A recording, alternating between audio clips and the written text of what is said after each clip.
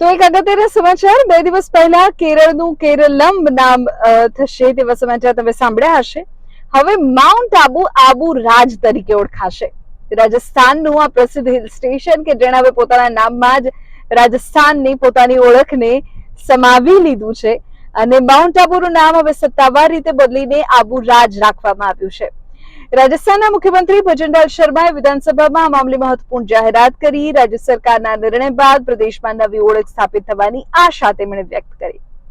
તો બીજી તરફ ત્યાંના જે સ્થાનિક લોકો છે, આબુ અને સિરોહી જિલ્લામાં વસે છે, આ લોકોમાં પણ ખુશીનો માહોલ છે. સ્થાનિક રહેવાસીઓ એવું કહી રહ્યા છે કે આબુ રાજ આ નવા નામથી પ્રદેશની સાંસ્કૃતિક, ધાર્મિક અને ઐતિહાસિક ઓળખને વધુ મજબૂત બનાવવામાં આવશે. ગુજરાતીઓને તો માઉન્ટ આબુ જવું ખૂબ ગમે શિયાળામાં, અને જ્યારે ઉજાણીનો વેકેશનનો માહોલ સર્જાય ત્યારે લોકો ત્યાં પહોંચી જ જાય.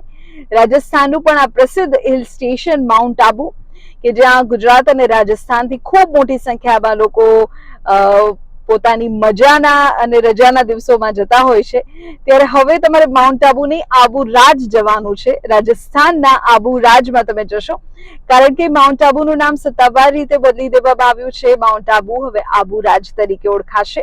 આ ફેરફાર, આ નામમાં બદલાવ તમને કેવો લાગ્યો કમેન્ટ કરો.